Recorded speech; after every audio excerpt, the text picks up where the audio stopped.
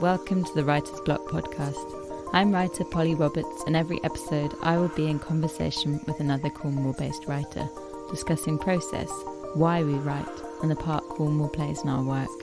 I hope you find some wisdom and inspiration in what you hear. The Writer's Block is the creative writing centre for Cornwall. With innovation and creativity at our heart, we offer both a place to write and a unique approach to developing confidence and skills in writing for everyone. In this episode, I will be speaking to Brett Harvey. Brett is a writer and director based in Cornwall. His debut feature film, Weekend Retreat, won multiple awards, including Best Director at the London Independent Film Festival. His latest feature film, Long Way Back, has just recently been released and will hopefully be in cinemas later in the autumn.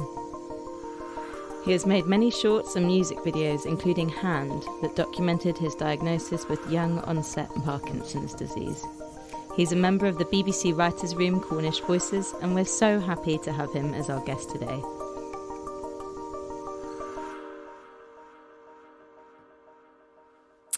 Hi, Brett, and welcome to the podcast on a really sunny bank holiday weekend. Yeah, we have managed to pick the most glorious day to be inside recording a podcast. I know. I felt really bad because someone I met this morning on the dog walk said to me that it's then going to rain tomorrow and Sunday, and I just couldn't stop feeling guilty for dragging you back inside, but thank you. No, not at all. I'm going to, as soon as this recording finishes, I'm going to run and jump in the sea. Yay! So. Can you reach it from yours? I can't quite picture it. Yeah, so Low Beach is like sort of 5 minutes away, basically. Oh my God. Okay, amazing. Yeah, okay, that's great. I will not feel at all guilty then, and just know that you're going to do that at the end. Yeah. I was wondering, you're the first screenwriter that we've had on the podcast. I mean, is that what you call yourself as well as a director? Screenwriter and director, or is it just writer and director? I've always sort of said writer and director because I've always been slightly too timid to say writer when I'm just writing on a project. It's only been in the last 18 months that I've sort of started saying writer when I'm not directing something. Ooh, how is that to start doing it? It was quite sort of nerve-wracking because you have that imposter syndrome thing of going, well, I don't really know what I'm doing. But I've since realised in the last few years that it apparently nobody knows really what they're doing. Welcome to the club. Yeah. I mean, it's a very unique way of writing, and I'm really curious about how you discovered that genre of writing, that niche, that area to write in. Yeah, it's a very unique way of writing because I had never thought about it in these terms before, but I was having a conversation with a screenwriter I know called Neil Fox. Dr. Neil Fox works down at Falmouth University, and he said the thing about writing a screenplay is you're writing something, but the screenplay is never the finished form. It's a stepping stone to the finished form, so it's a very different kind of writing because you just need it to work at that level, but you know it's going to change when it gets on set, and then you know it's going to change when it gets into the edit. So I can't really think of any other form of writing that goes through such a stringent process. God, that's fascinating. And that I don't even know where I'd begin with knowing that, because, yeah, how do you know when it's finished? How do you know when you've finished writing that screenplay?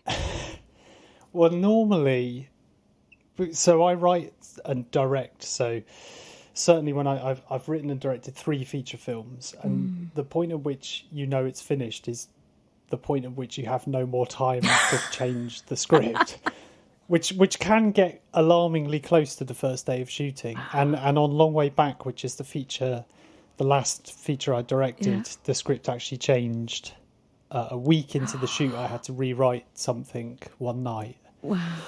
Because we were so low budget, we couldn't move any of our shooting days, and the weather was absolutely going to be against us. So I had a 5-page dialogue scene between 2 characters that I had to rewrite, completely change basically, because it was too complicated to shoot, and we weren't going to get a window.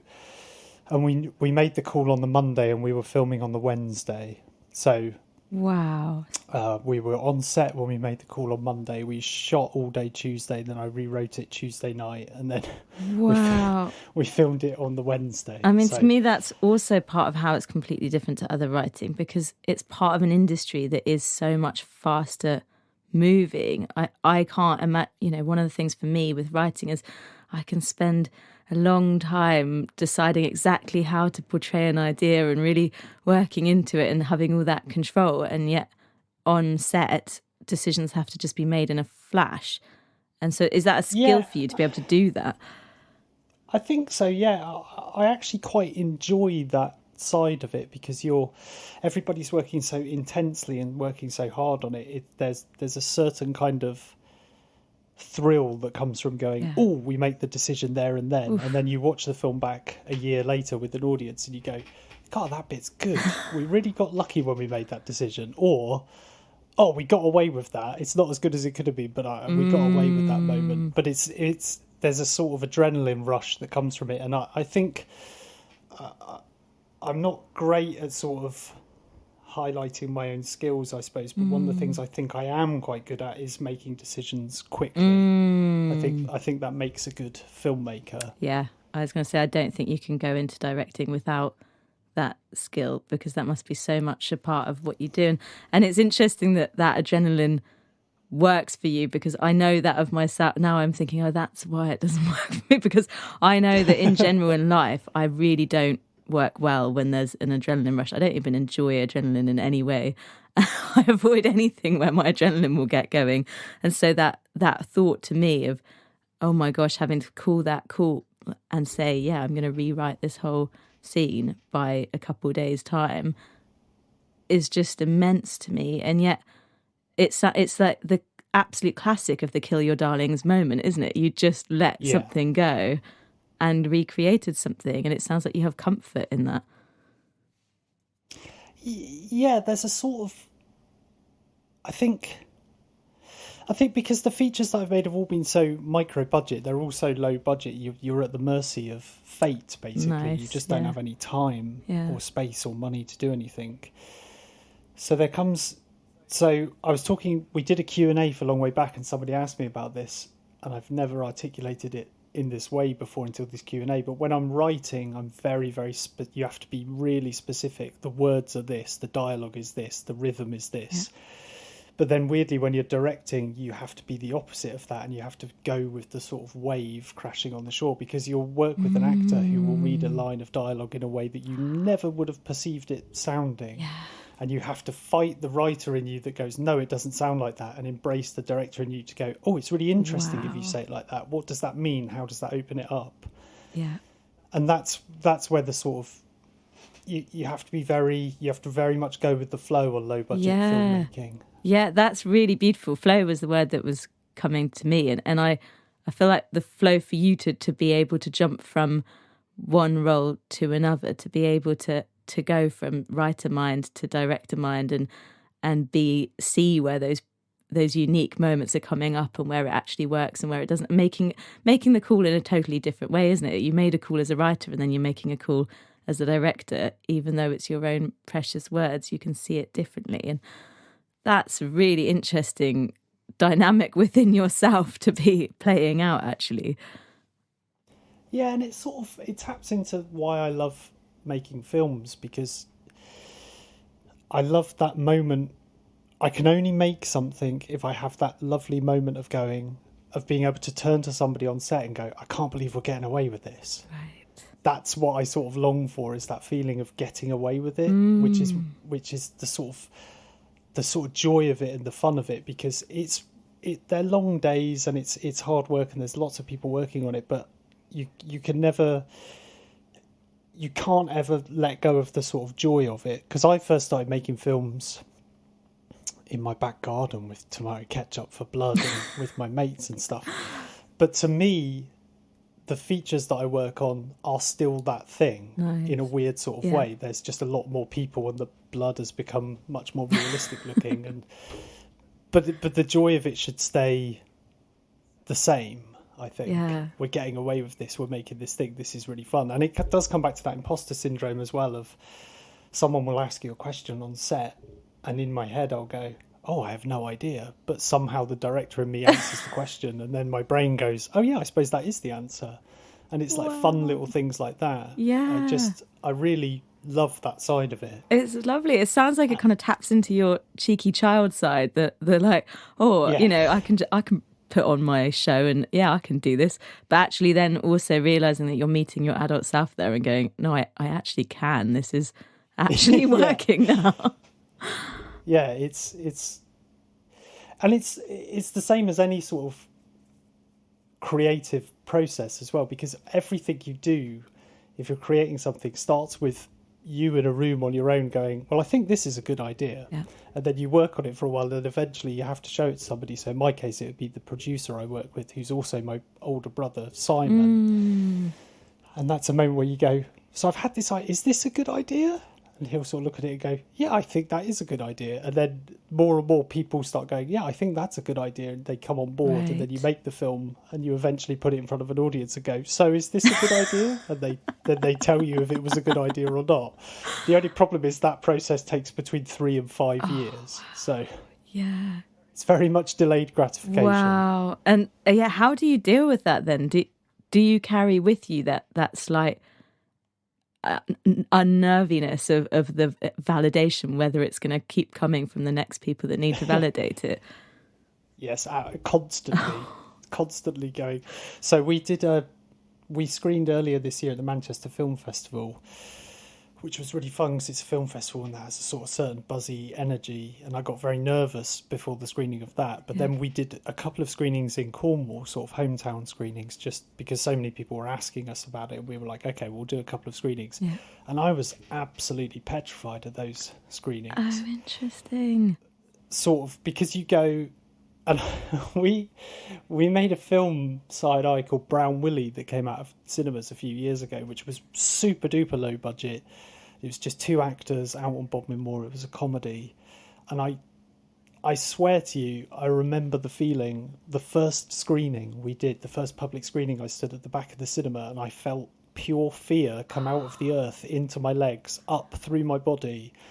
And I was absolutely petrified just as the film began, and I turned to Si and went, what have we done? Oh my God. And he looked at me and he was white as a sheet and he went, I don't know. And then the film started and then people really liked it and really responded to it, and you go, okay, phew. But I distinctly remember that feeling of going, what have we done? Yeah, wow. I mean, it's interesting, isn't it? Because both the fact that you've taken on both roles, the writer and the director, often, I guess that means you have a lot of creative control.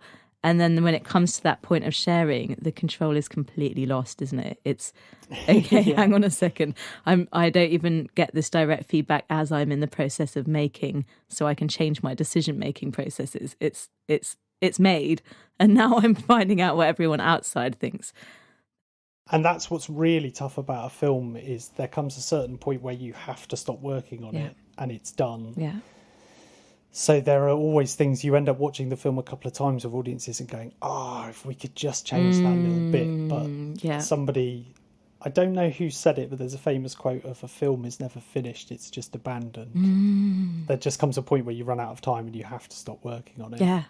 That's so interesting, isn't it? Because I guess technically, I mean, I've talked to other novelists who have said, oh, it's interesting, I could have written this in 20 different ways. But at the same time, often we've really set on a way and we tested using a different voice or using a different setting or a different character or whatever, and come to that conclusion. But actually, I can absolutely see that differing quite a lot in film, and how afterwards, there's that opportunity to be able to see all the little, oh gosh, wow, I don't even know how you live with that. And also the interesting thing about writing and directing a film is it starts with you writing on your own, and then I work with Si very closely. He's de facto sort of script editor, and we work very closely on the sort of story and explore it together. But you write it, then you take it on set and you make it and you shoot it, and things change, decisions get made. But then in the edit, that almost becomes like the writing process again. You can completely rewrite the film in the edit. You can start the film with a different scene. You can add a voiceover. You can So it's like having a jigsaw puzzle, but with Yeah. hundreds of different solutions. Yeah. And it can get very confusing sometimes. Yeah, I bet. And I was curious about that because I know you make music videos as well, and I was thinking you obviously have the big interest in the writing, I imagine anyway, is the narrative, and so that point, even when it's a music video, maybe there isn't words that you have written, there is still, how do I weave together this narrative through images? And it sounds like that's what you're saying comes back in the editing stage. The writer in you edits the images together, the scenes together, in order to try and retell that story again, but best as you can. Yeah, and it's really interesting because you'll have a sort of dialogue scene between two characters. You do an initial edit, a sort of script assembly edit, so as written, so what you filmed as written, cut in the best way possible, and then you kind of look at it and go, actually, if we take out that line of dialogue, or if we end the scene 3 lines earlier, it affects the next scene in a different way. So you can do all kinds of little micro rewrites on the fly like that. wow. So it's a really sort of interesting process in terms of writing, because you're always writing, because those little decisions happen on set as well, because somebody will say a line in a different way, or certainly in the case with Long Way Back, I was working with the 2 actors, Tristan Sturrock and Chloe N. Dean, play father and daughter in the film. Yeah. But they have very different approaches to the dialogue. So Chloe's absolutely brilliant. She was 19 when we shot it, but she was so brilliant at taking the dialogue and just making it sound natural. She just has that gift. Wow. So she could take my dialogue and make it sound natural, whereas Tris takes the dialogue and takes the edges off of it, puts it into his own sort of words, and kind of does that thing that I've never really understood how to do, of learning it and then unlearning it, and then that makes it sound natural. But then you've got 2 actors working in different ways with the script. Wow. And that was a really fascinating process, because the writer in you sort of has to kick in and go, that's good, but I think you do have to hit that bit of phrase, or that, because that's what's going to lead us into the next scene. Or so you're constantly writing, rewriting on the fly with the film. Yeah.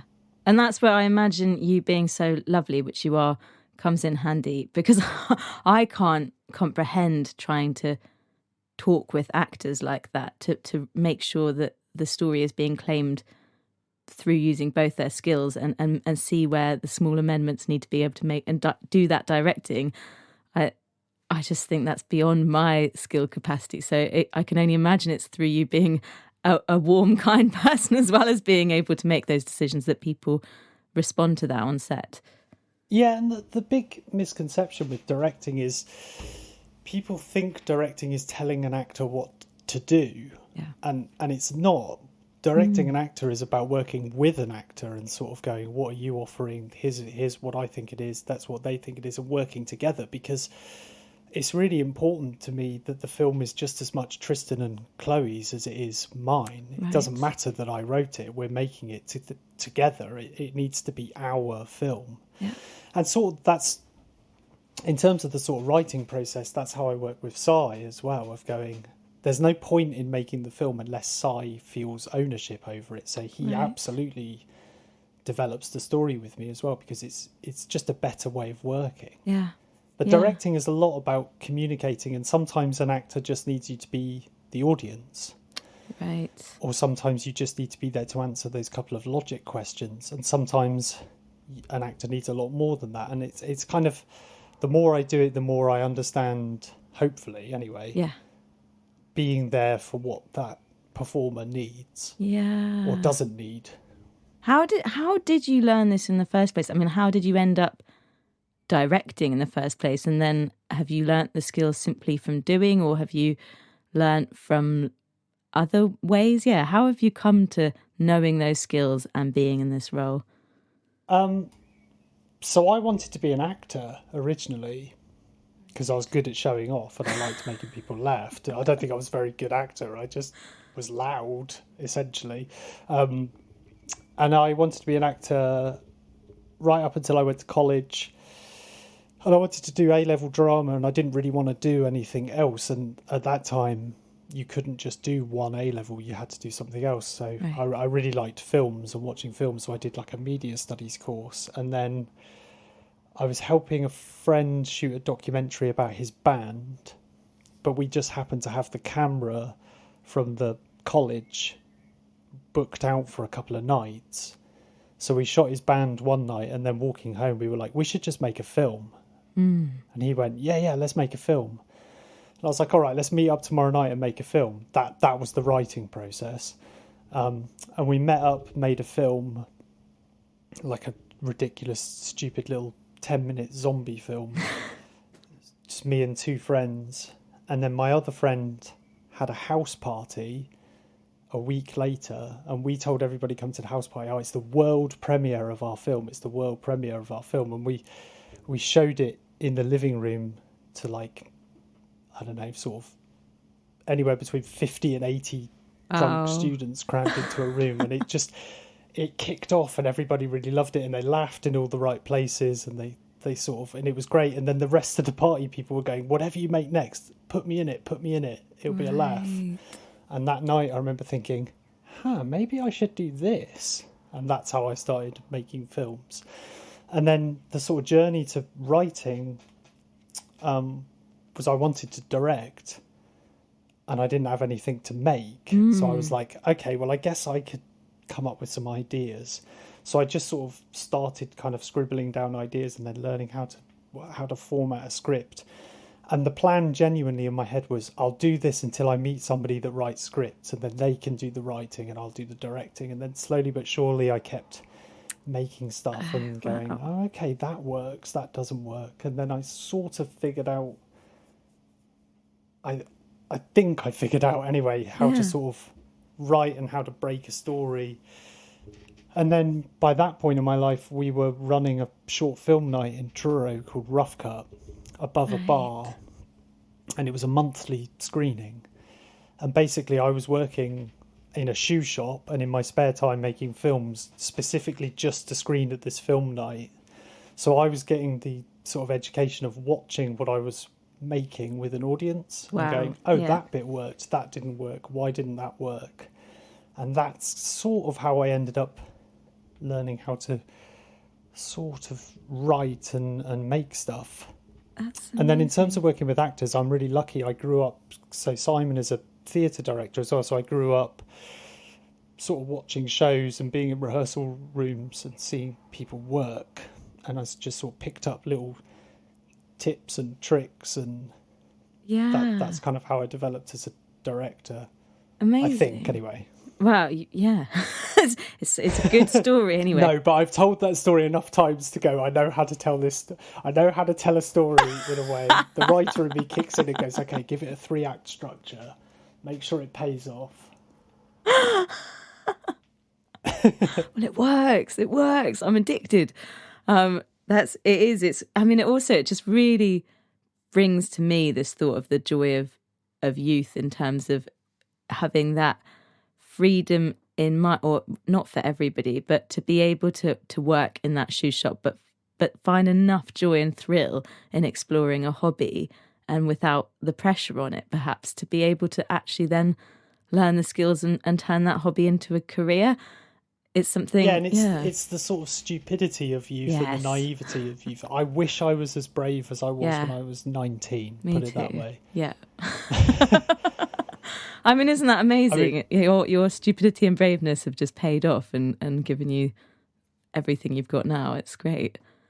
Yeah, and I think it's that there's a sort of naivety and stupidity and bravery and tenacity, I would say, as well, of going, okay, because, I made stuff for that short film night that really bombed in front of an audience as well, but I had enough in me, I'd be really gutted and go, this doesn't, maybe I should give up. But I had enough sort of, I don't really know what it is, sort of maybe just blind, bloody mindedness to go, no, the next one will be better. Yeah, and maybe that feeling is what's kept me going for 20 something years now. That's lush. I mean, that comes back to the fact that child is still interplaying in your work now, that is still part of what's kind of pushing it forward. So yes, maybe you've grown up and you've not got all of that naivety and bold-headedness, but actually you've still got the playful, cheeky part of you that means that you can kind of keep on trying at it again and again and again.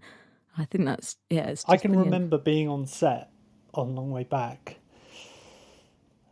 and running out of time and sort of and talking to Adam, the director of photography, about a shot, and we couldn't quite work out how to shoot something, and it was, everything was very serious. Then Sai was coming over and talking, and it was like a little, it was not like anybody was arguing, but it was like a little bit tense. It was one of those moments. And then I remember there was just a pause, and I turned to Adam and was like, God, I love doing this, don't you? And he was like, yeah. And it was like, it was that sort of, it was those little moments where the little kid in you is aware enough to go, yeah, but remember, we do get to make a film. And that's brilliant. What bigger joy is there in the world than that? That is so brilliant. Yeah, it's the bit that can stop taking it so seriously and have all the pressures on the shoulder and go, oh, look at what game we're playing. This is fun, isn't it? That's, yeah. Yeah, and I just can't, for a variety of reasons, I just can't do it unless it's fun. Yeah. And that's not to say that we're not taking it seriously, and it's not to say that we're, everything is really professional, everybody's really looked after, the working hours are the working hours, but it has to be fun. There has to be that sense of play and sort of fun. That's when I kind of do my best work, I think. That's really nice. And that definitely comes from working in theatre, I would say. So where did that come from? So where did Sai start this journey? Because you both have ended up in the same industry and doing quite well. It's quite phenomenal, really. Was there influence before you two that had led you that way, or? No, I don't know where it sort of came from. My mind has been boggled by it for a long time, because my mum has never done anything like that, and my dad has certainly never done anything in that world. But there are three of us. I'm one of three brothers. So Simon's a theatre director and an actor and a writer himself. Right. My brother Dan is a chef, but he's also a very, very good actor. He just doesn't do it that often. And then I've done a bit of acting and ended up being a writer and director and editor. And it's sort of strange. It is so genuinely sort of strange, because neither my mum or dad did anything like that. That's really interesting. Wow. But you're quite supportive of one another. And I mean, how is it to work with your brother on projects? That's quite a feat. Yeah, people ask this a lot. I bet. It's really interesting. It's not like working with your brother, I would say. It's not like working with your sibling. It's because we're both very good at going into we're doing a job mode. So it's never like working with your sibling. Right. It's great. In terms of writing, it's really useful, because the thing that's really helpful when you're writing is to have somebody that will give you an honest opinion. Yeah. Which is very, very difficult to find. But when it's your brother, he'll give me his absolute unvarnished, honest opinion, which can be very painful and very difficult, but it's always bang on the money. And I really trust his sort of story instincts and stuff like that. So I actually feel very, very blessed to be able to work with him. Yeah, no, that's really, I mean, when you say that, to be honest, when I think about I have an older sister, and I think actually it's the same. There's so much trust there, and we know each other so well that actually I can imagine if we could step out of that sibling role, we could really, really help each other and work together. And it is different. I guess it's very different to a parental thing. So I've given my family drafts of novels to read before, and it's definitely harder for me to trust the feedback from a parent, because I think they just want to go, oh yes, darling, you're doing wonderful, isn't that wonderful? But actually, when I think about it, I think, my sister probably would be much more frank and give it to me as it is. Yeah. But Sai is a writer himself, so he understands the sort of process of it. Yeah. So Sai's really good at story logic. Sai is annoyingly good at story logic, which is that thing when somebody reads a script and goes, yeah, but if they just changed a tyre there, then the whole film doesn't happen. So why don't they change a tyre? And you go, God, because the film has to happen. But then that forces you as a writer to go back and go, okay, I have to work harder in that scene, because that's the linchpin for the whole story. Yeah.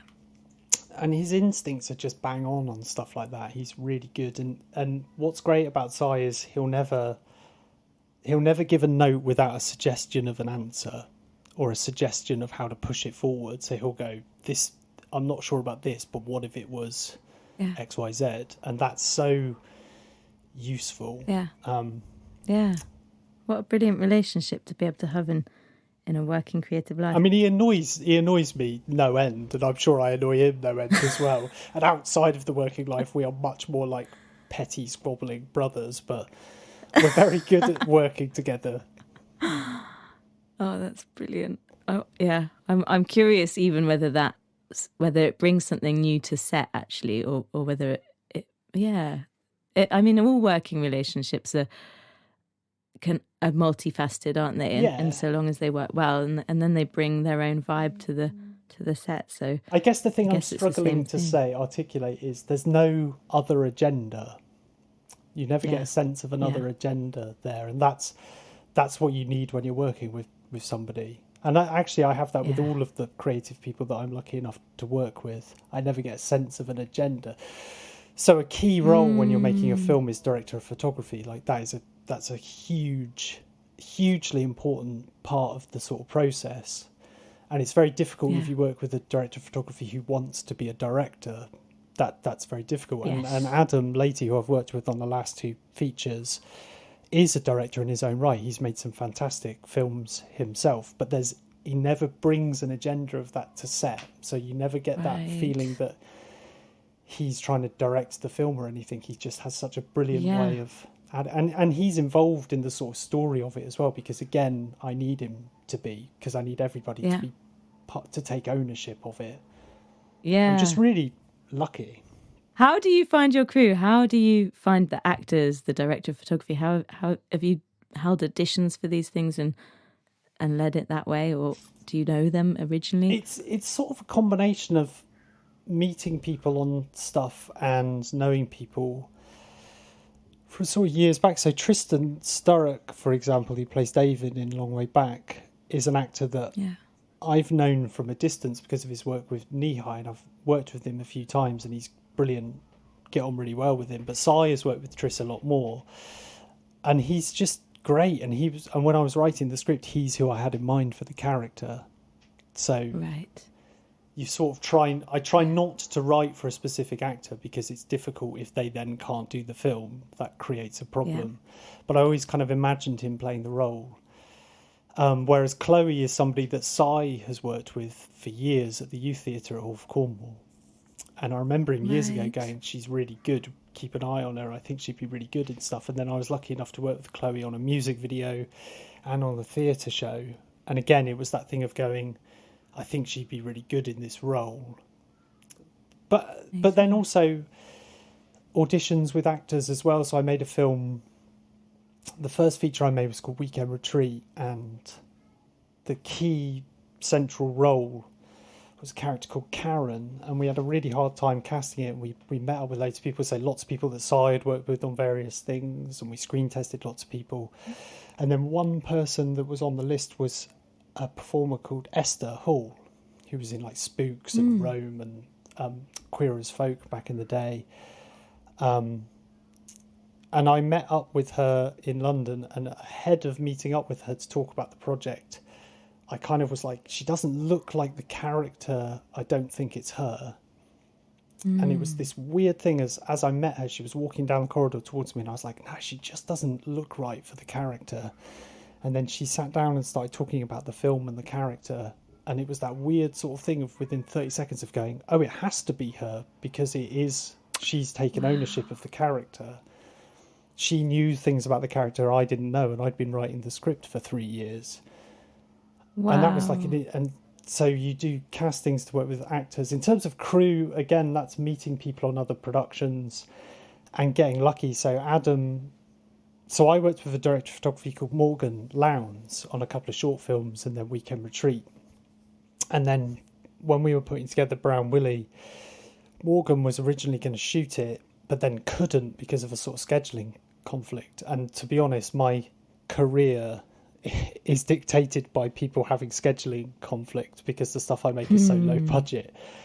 And it was a real shame, and I was really gutted, and Morgs just couldn't do the project and had to leave, and it was quite close to the shoot, and that's like a key role to sort of leave. But I knew Adam from years ago. So Adam is somebody that Si and I have been friends with for years, but he used to be an actor and worked with Si on a couple of theatre shows years and years ago. And so I was like, we should talk to Adam. He's shooting stuff now, making his own films.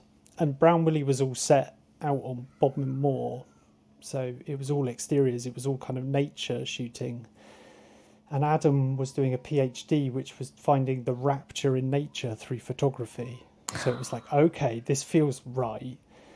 And then I gave him the script, and I didn't tell him anything about how I thought we should shoot it. I just went, just read it and let's have a chat, see what you think. He responded really positively. And actually, the thing that I had in my head was, I wanted it shot in a very specific aspect ratio, so 2:35:1, which is quite a wide aspect ratio, just to get quite epic shots of the moors. And I really wanted to shoot it in black and white, because it just felt like it should be in black and white, and there were lots of different reasons. And I swear this is true. We spoke after he'd read the script, and he was like, yeah, I love it. Before we say anything else, these are a couple of bold ideas, but I just want to gauge you on it. I think it should be 2:35:1 aspect ratio, and I don't want to mess with your head, but have you thought about shooting it in black and white? And I was like, okay, you're on. You've got the job. We're doing it. So, but then there's a sound recordist I work with called Dan Thompson, who was, I can't even remember how I met Dan. It was the head of Brown Willie. He was a former student at the university. I think Si had worked with his group and was like, oh, Dan's really nice. He records sound. And that's how he got hired on Brown Willie. We just met up and were very like-minded, but then he's come on and worked on Long Way Back with us as well, and I hope to work with him in the future. And you just pick up working with people in different ways. But I always like to try and bring those people over project to project, because it's a lot easier. I'm sorry, that was a very rambly answer, and I don't think it answered your question, but I apologise. It was great, and it did.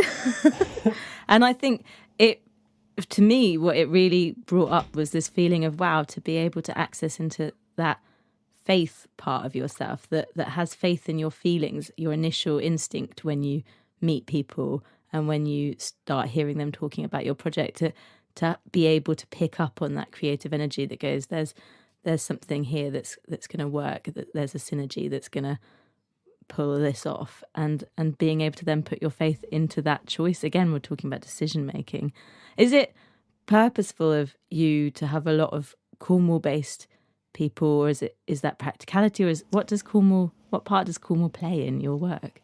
It's a lot of practicality in terms of crewing, because the budgets are so low, so it's very difficult to sort of look after people if they're coming down from outside of Cornwall. Not to say that that's outside the realms of possibility, but in terms of writing and the stuff that I make, I think Cornwall's very, very important. Certainly in the writing, I'm very interested in the depiction of Cornwall. So I've made 3 feature films set in Cornwall, and there is not a single shot of the coast or the sea in any of the films. And that's not ever been a conscious decision. I've only realised it when we were doing Long Way Back. Because I grew up in Truro, so I didn't grow up on the coast. So Cornwall to me is not beaches and seaside initially. That played a large part in my childhood and growing up, but it's not the first thing I sort of think of. And I'm quite interested in contemporary stories set in Cornwall. You see a lot of films that are period pieces, or TV shows that are period pieces in Cornwall, and they're great and they have their place, but I'm interested in sort of contemporary stories as well. I think there's something very interesting going on in Cornwall. I think it was Mike Shepherd from Knee High said this. I had to interview him once for a thing we were doing about Knee High, and I think he said he came, I don't want to misquote him, but I think he said he came back to Cornwall to make work because Cornwall feels like a place where you can make stuff, where you can get stuff done. And that really chimed with me, because I do think we're really lucky in Cornwall there is that sort of, you can make it happen, you can make things happen. I don't know, it's like that brilliant thing of if you're looking for a specific prop or location or something, the best thing you can do in Cornwall is go on BBC Radio Cornwall or try and get something printed in the West Briton, because people will always contact you and go, oh, my mate's got a shed that looks like that. Or my partner Emily is a dancer and choreographer, and she really needed jam jars for a project. She needed loads of jam jars. So I think she went on the radio and just said, oh yeah, we need some jam jars. And she was getting calls about jam jars from people all over Cornwall for weeks, because everybody just in Cornwall seems to have that, oh, I'll help. Oh, well, yeah, we can do that. Yeah. It's great. Yeah. That's a really nice observation, that community, how it can play part when it comes to creativity like that, and the uniqueness that it serves. And I'm really struck by that in Long Way Back, and I'd love you to tell us a little bit about it, because it's also so unique in the fact that it's a road trip movie in the UK. Yeah, well, I really wanted to make a road movie, because I think they're a very specific sort of genre, but it's quite an American genre normally, because in America you can just get in a car and drive for days because the country's so big. And there aren't that many road movies necessarily made in the UK, because the reality is you could sort of drive anywhere in a day. So you have to be quite canny about how the story plays out. Yeah. But I found that I had a couple of different ideas for the sort of story, but it was great. So basically I dropped out of university. So going back to what we said earlier about I wish I was as brave as I was when I was 19. I dropped out of university when I was 19. I think I was 19 or 20. And the decision-making process was not difficult at all. I just went, I'm not enjoying it. I'm going to go home to Cornwall and make films.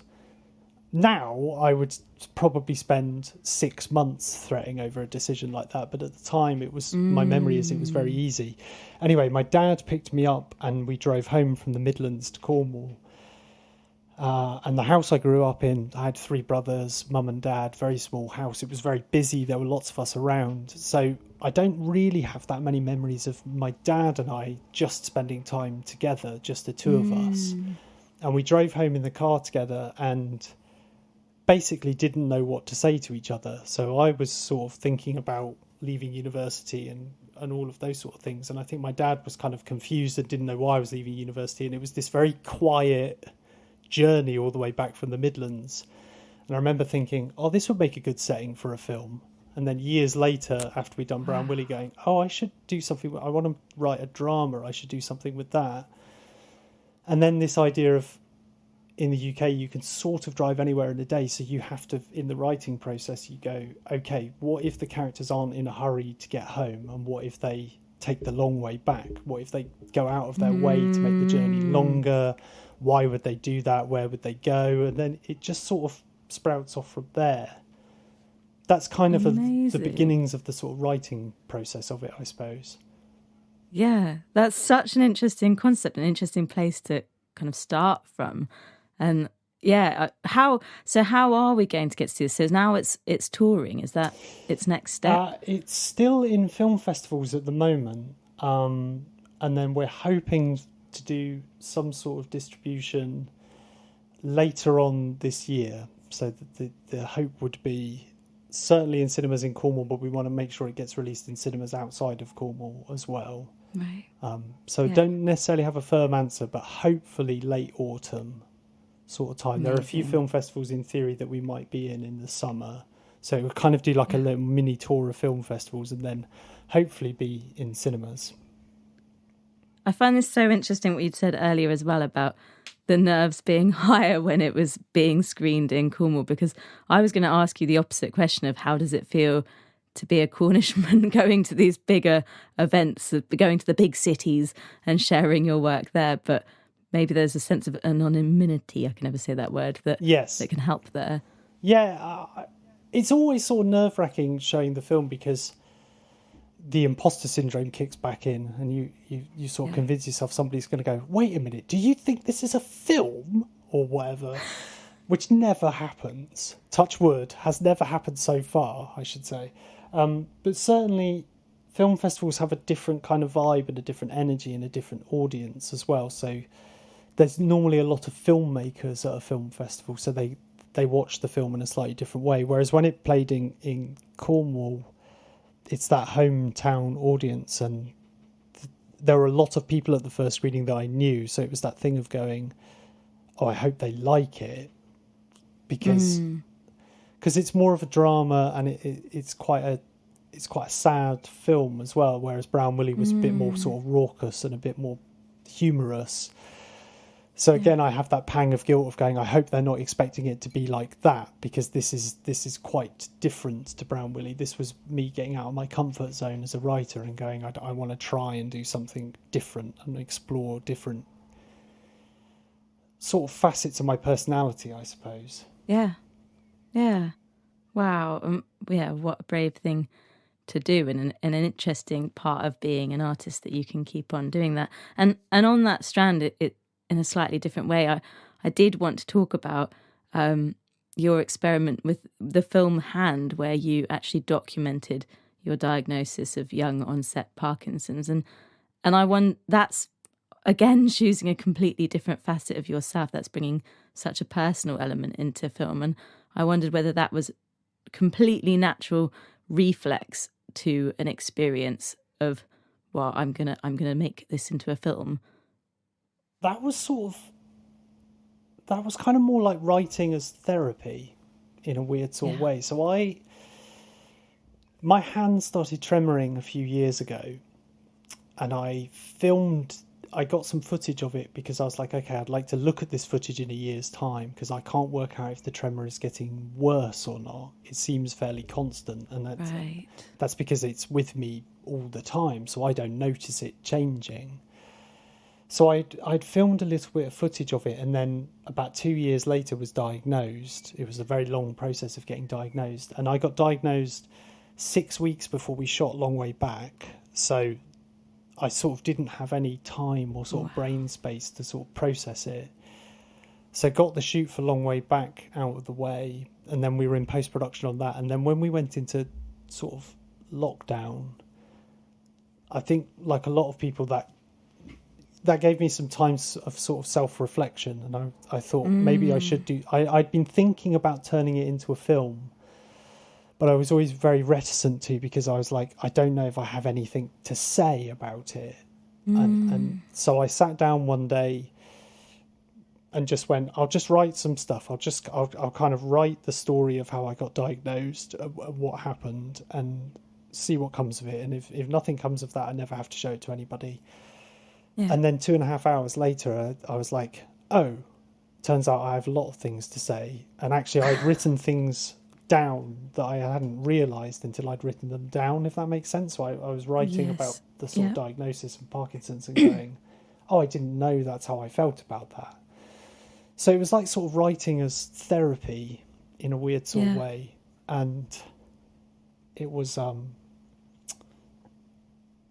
that thing of going, I'm just going to be as vulnerable as I can be, and make it so sort of personal, and just go, okay, well, it's the same as making Long Way Back. It's the same as making Brown Willie. It's the same as doing Weekend Retreat. If you're going to go there, you've got to go there as a creative, as an artist, as a writer. So if you're going to talk about it, you really need to talk about it. You need to face up to the sort of reality of it. And I think I did that. Yeah, it's so moving. It's interesting. I just feel that as an artist, I quite often mine from my own personal experiences in my work.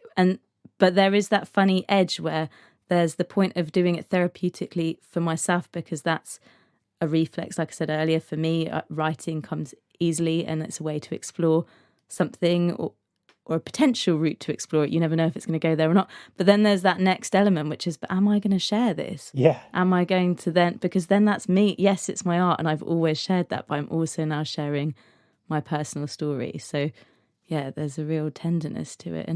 And how has that been, having that be a part of your persona then, that people know about in your work? It was terrifying to share it, because it was like, oh man, because I'm my own worst enemy in that case, because I showed it to Si. Si was really positive and just immediately went, "This is great. We'll do this with it. O Region, his company, can get behind it."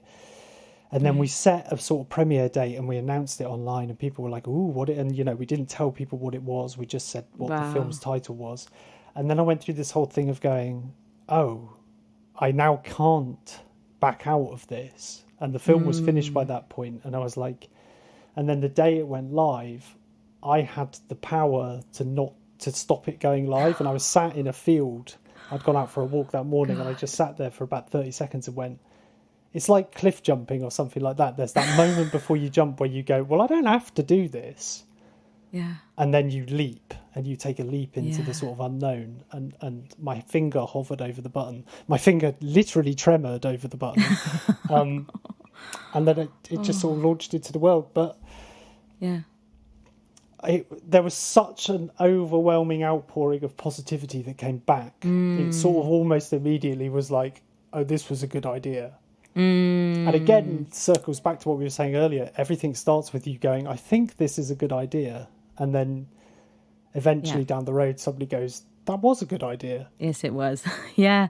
And it's interesting because with this, it's something that you can't actually escape it. This is going to be with you anyway. Yeah. And so taking that leap, it's kind of jumping very, very quickly into, I mean, acceptance is a very big word, and I don't know if that's quite what I mean, but into ownership or accountability for something going on and being like, okay, all right, I'm doing it anyway. And then luckily getting that feedback. Yeah, and it's pushed me into developing the next feature film, which is about Parkinson's. Wow, okay. Which is a comedy about Parkinson's, and it kind of pushed me to go, there's more stories to be told, and there's more work to be done on this front. And I spoke to so I've developed a film, sort of a romantic comedy, sort of a lot of other things about Parkinson's disease. And I spoke to a really good friend of mine called Carl Groves, who's a playwright, like fantastic playwright. That's Si's best friend from school. I've been lucky enough to be in a play that he's written called Superstition Mountain, and it was great. And I was talking to him about the Parkinson's film, and I said, "Yeah, are you allowed to make a comedy about Parkinson's disease? Is that allowed? Can you make a comedy about Parkinson's disease?" And he went, "Well, you can." Yeah. And I was like, "Oh yeah, I suppose I can." I suppose it affords me that. Absolutely. Because it's the same with Hand. I was very, very careful in the description for it to say this is not a film about Parkinson's disease, because I can't make a film about Parkinson's disease, but I can make a film about my experience of it. Yeah. Because I don't want anybody to think that I am an authority on the disease or anything like that, because I'm not. And I got some things wrong in Hand, which I had some feedback on from people online, which was amazing and opened up some really interesting conversations. But again, with the sort of feature, I'm trying to very much frame it from my perspective and my experiences. Oh, I can't wait. It sounds amazing. I'm really aware that we're coming to the end of our conversation, but there's a couple things I wanted to ask you about the writing process that kind of link on. So I'm wondering about how Parkinson's affects your working life, but also I'm going to squeeze two things into one, which is really cheeky of me. But I'm aware are you a new dad? Is that right? I am a new dad, yes. A My new son is dad, 6 months old. which 6. So yeah, you're literally having a new film out. You're working on another project. You only have a 6-month-old now, and there's a health issue in the mix too. And I just wonder, how do you balance all of that in your working, writing, creative life? Okay, so the first question about how Parkinson's disease sort of directly affects writing is, well, there are sort of two answers to that. One is I have very, very, very erratic sleep, what with Parkinson's and a 6-month-old. So I get tired quite easily, and I get quite tired at weird times of the day, and then wide awake, seemingly at very useless times in the night. So that affects sort of writing and managing the work that I'm doing. But an even more practical direct effect from Parkinson's is my left hand gets very fatigued very quickly. So typing is actually becoming increasingly difficult. So in the future, I think I'm going to have to look into sort of dictation software. Yeah. But that's not the same, is it? We all sort of know as writers that's actually typing, I find, is quite an important part of it, because it informs what words you use, the rhythm of it, and all of those sorts of things. So that's how it directly affects it. And I've forgotten your second question.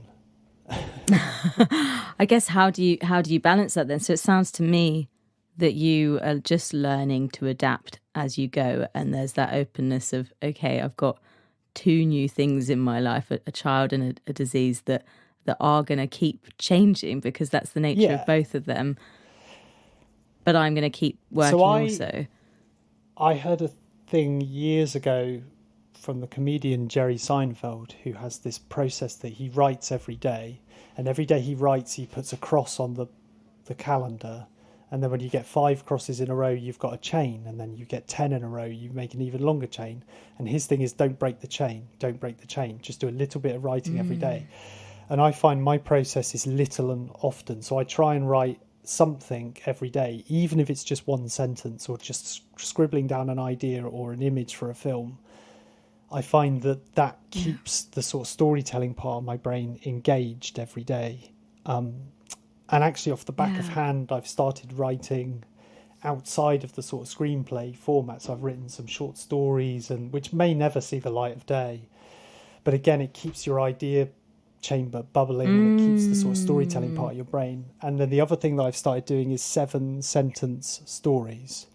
And this was inspired by my friend Anna Murphy. And I basically wrote one. I was out on a dog walk in the morning, and I wrote one very, very quickly with the sole purpose of sending it to Anna to go, I bet this will make you laugh. And it did make her laugh. And then they're a really fun thing to start writing, because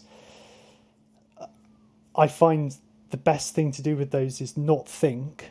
Don't think at all. Just go, I've got to write 7 sentences and tell a story, and write when you've got no time to write. And what comes out is almost straight from your subconscious, and it's really interesting. It uncovers character moments or ideas that you wouldn't consciously sort of think of. So I find my process is little and often works really well for me. But I know, conversely, Si's process is, he doesn't do little and often. His will be, Si needs a deadline, and he can work wonders if he knows he's got a deadline looming, whereas I fear a deadline and find a deadline very stressful. Right. But I think part of writing is understanding your process and how to give yourself space to effectively do what you want to do.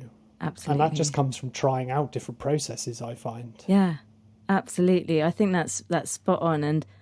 And I guess it's then finding out, okay, as life changes, how do I continue to manage to find the space for my process in a different form, perhaps, to how it was before.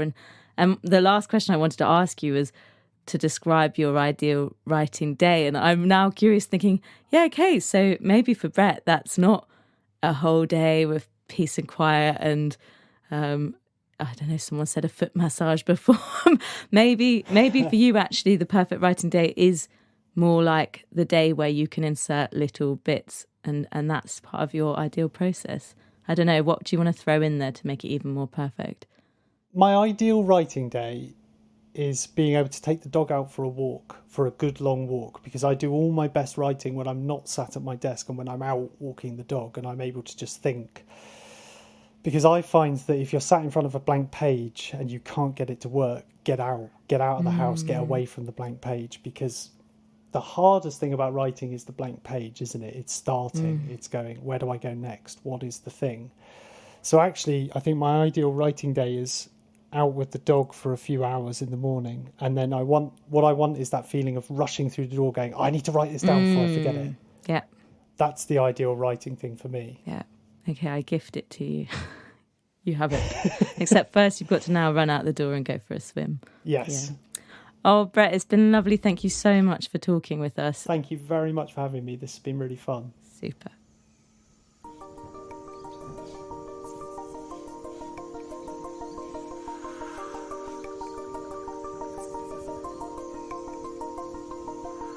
You've been listening to the Writer's Block podcast. We'll be back next term with another episode and another inspiring conversation with a Cornwall-based writer. Click subscribe to hear when this episode is released and to help us share these conversations with others. Find out more about the Writer's Block at thewritersblock.org.uk. Music and sound was by Jimmy Marshall from southwestsonic.com. Thank you for listening.